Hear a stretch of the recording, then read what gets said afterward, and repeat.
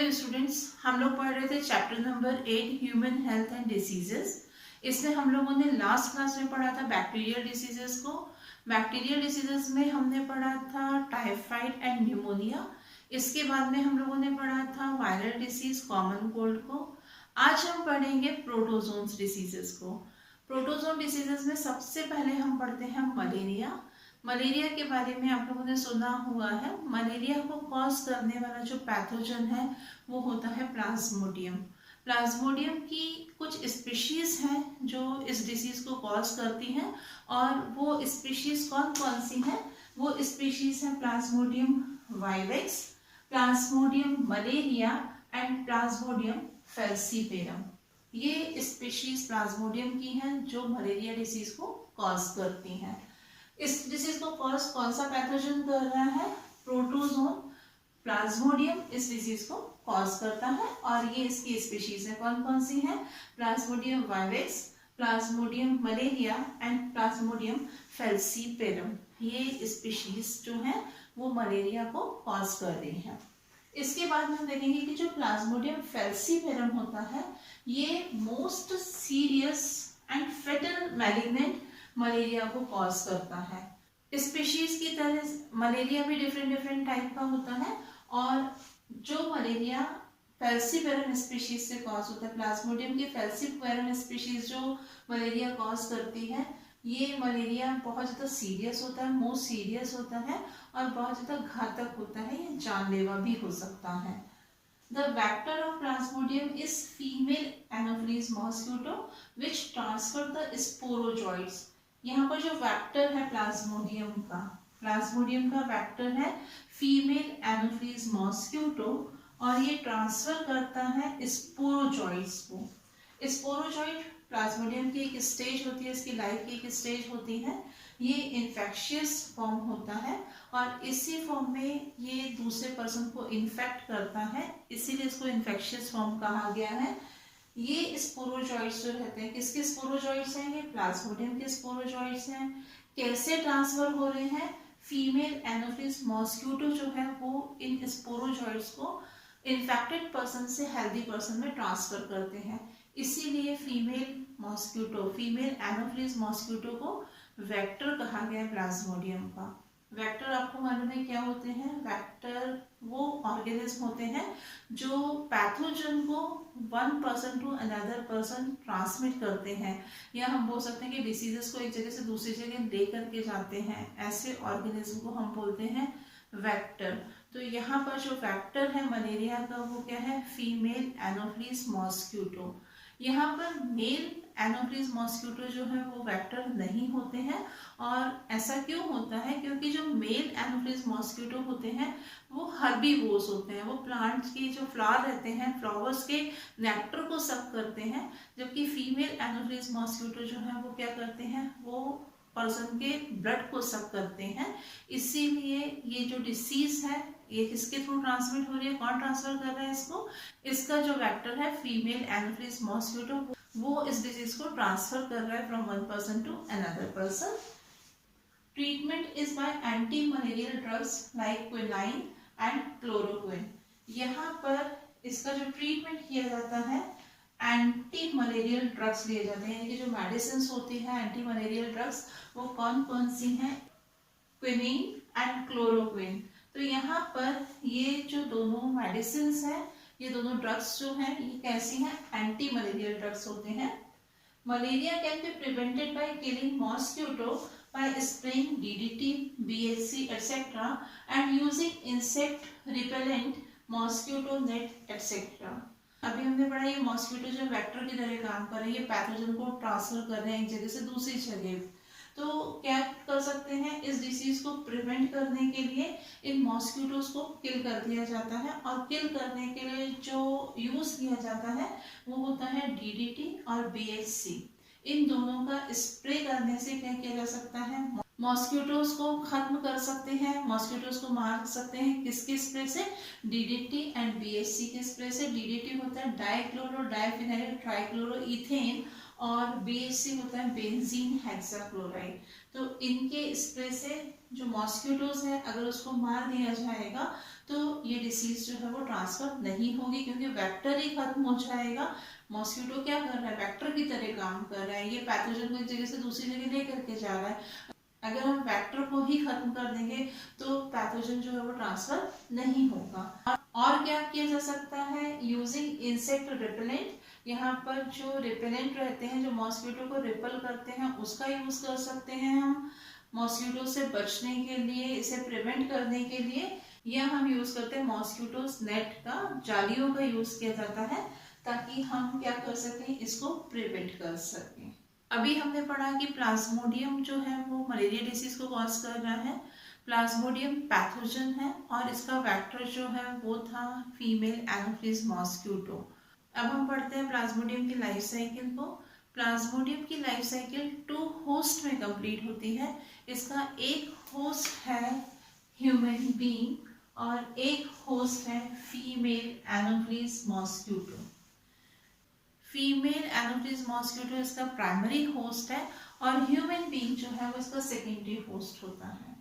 इसकी life cycle किस तरह से स्टार्ट होती है कि एक पर्सन जो इन्फेक्टेड है ऑलरेडी, उसको मलेरिया हुआ है और मलेरिया होने की वजह से उसकी बॉडी के अंदर प्लाज्मोडियम की लाइफ की एक स्टेज प्रेजेंट होती है। अगर कोई मॉस्किटो ऐसे पर्सन को बाइट करता है, काट लेता है, जिसको ऑलरेडी मलेरिया था, अब यही मॉस्किटो जब दूसरे पर्सन को बाइट करेगा, हेल्दी पर्सन को काटेगा, तो क्या होगा, ये अपना सलाइवा, जब मॉस्किटो हेल्दी पर्सन को काटेगा तो अपना सलाइवा जो है वो हेल्दी पर्सन के अंदर डाल देता है। इस सलाइवा के साथ में स्पोरोजॉइट्स जो रहते हैं वो हेल्दी पर्सन की बॉडी में एंटर कर जाते हैं।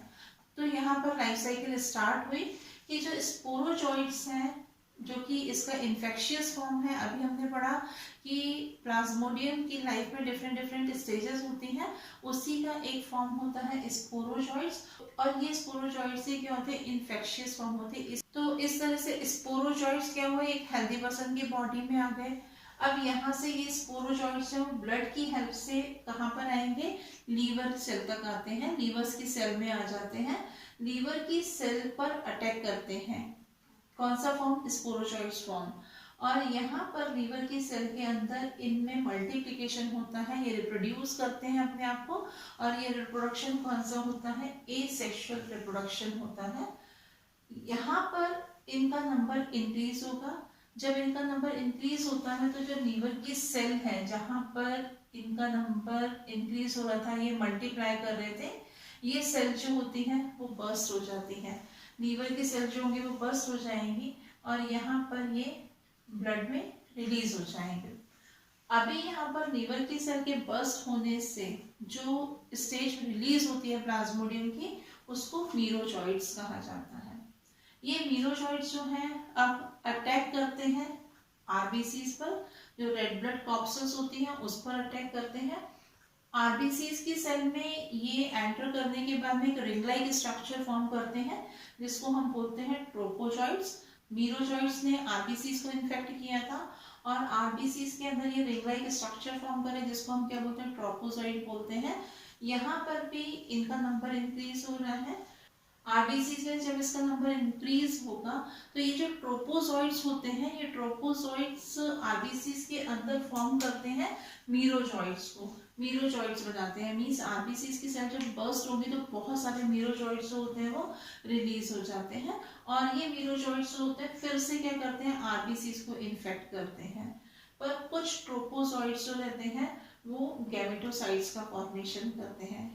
लीवर की सेल्स जब बर्स्ट हुई थी तब यहाँ पर जो फॉर्म था प्लाज्मोडियम का, कौन सा फॉर्म रिलीज हुआ था, मीरोजॉइट्स फॉर्म रिलीज हुआ था।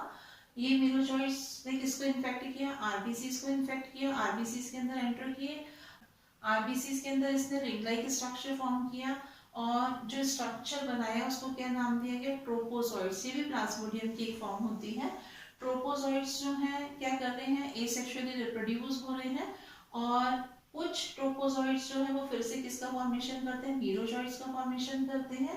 मीरोजॉइट्स अगेन लीवर सेल को इन्फेक्ट करता है और ये प्रोसेस जो है वो अगेन स्टार्ट हो जाती है। कुछ ट्रोपोजॉइट्स जो होते हैं वो गैमेटोसाइट्स का फॉर्मेशन करते हैं।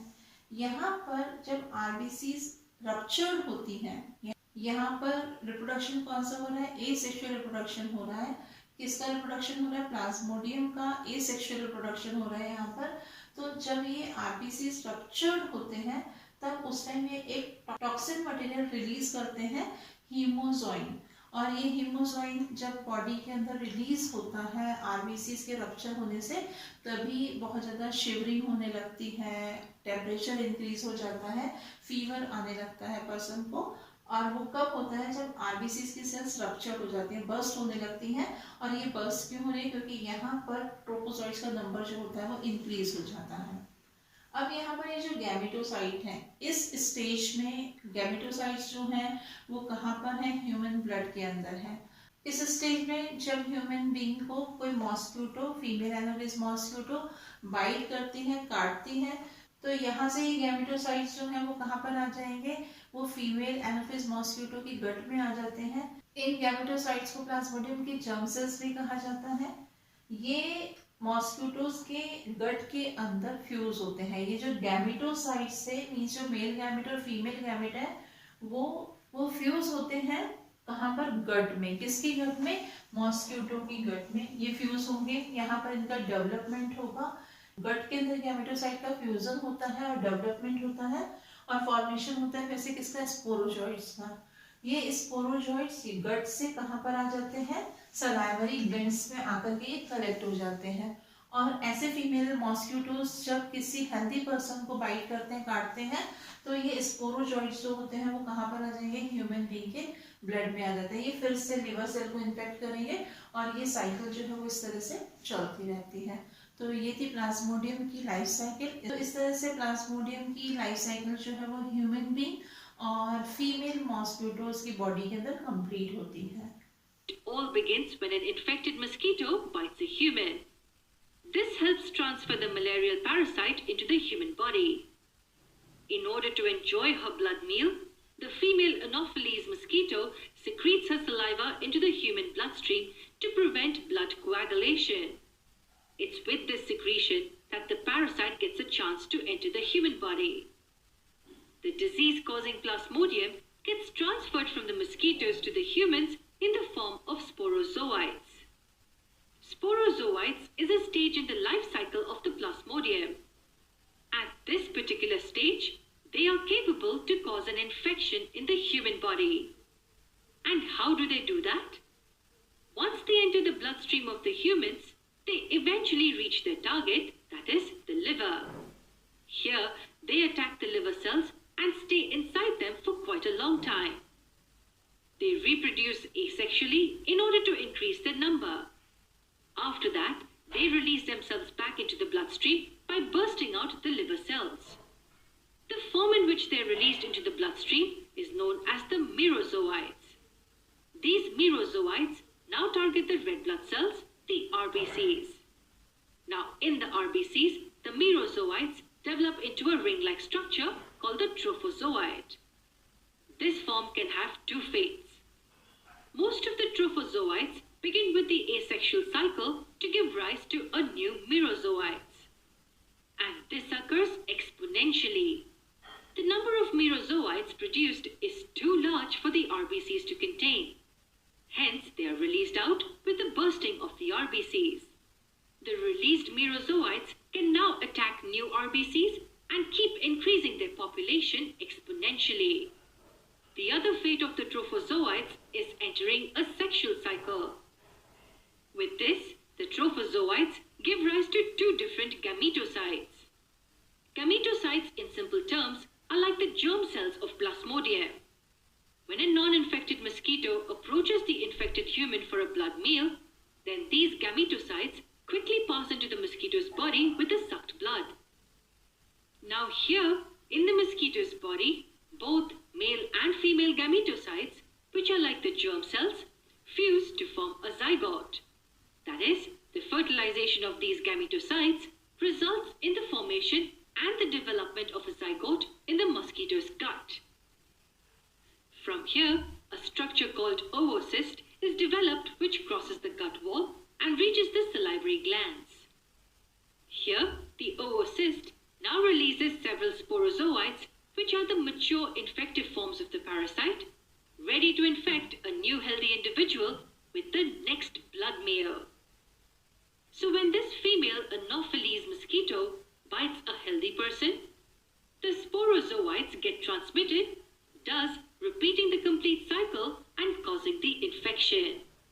मलेरिया के बाद में अब हम नेक्स्ट प्रोटोजोन डिसीज पढ़ते हैं और वो है अमीबियासिस, या जिसको हम बोलते हैं अमीबिक डिसेंट्री। तो कौन सी डिसीज हम पढ़ेंगे? अमीबिक डिसेंट्री, या जिसको हम क्या बोलते हैं? अमीबियासिस बोलते हैं।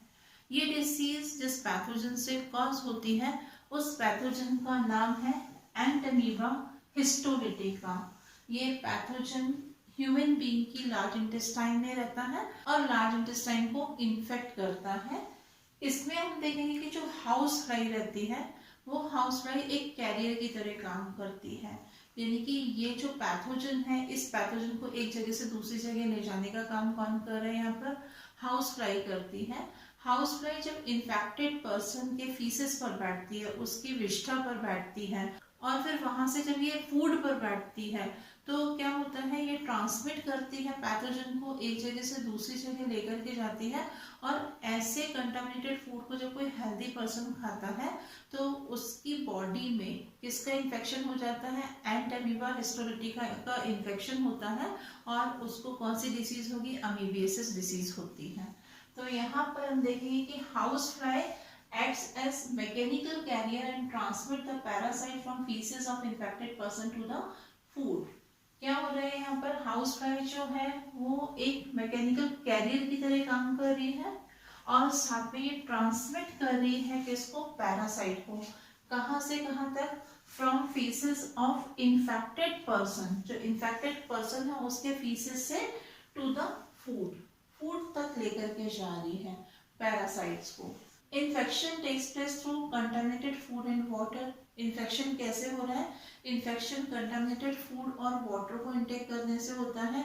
अगर कोई पर्सन कंटामिनेटेड फूड खाता है या कंटामिनेटेड वाटर को ड्रिंक करता है तो ये पैरासाइट एंटमीबा हिस्टोलिटिका वो हेल्दी पर्सन की बॉडी में पहुंचता है और उसको इन्फेक्ट करता है। इसके सिम्टम्स क्या क्या होते हैं? एक सिम्टम है एब्डोमिनल पेन।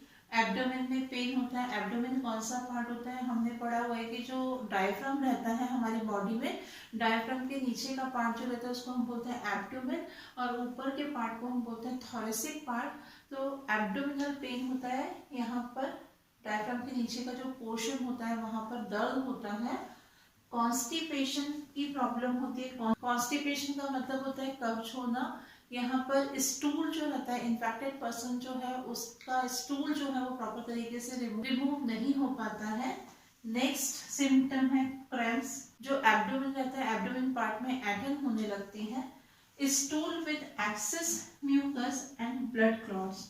और जो इन्फेक्टेड पर्सन रहते हैं उन पर्सन्स का जो स्टूल होता है उसमें बहुत ज्यादा म्यूकस होता है और कभी कभी ब्लड के क्लॉट्स भी होते हैं। तो ये कुछ सिम्टम्स होते हैं अमीबिक डिसेंट्री के या अमीबियासिस के। इस तरह से आज हमने प्रोटोजोन्स डिसीजेस के बारे में पढ़ा जिसमें हमने मलेरिया और अमीबिक डिसेंट्री या अमीबियासिस के बारे में पढ़ा है। नेक्स्ट क्लास में हम इसी चैप्टर को कंटिन्यू करेंगे। Thank you.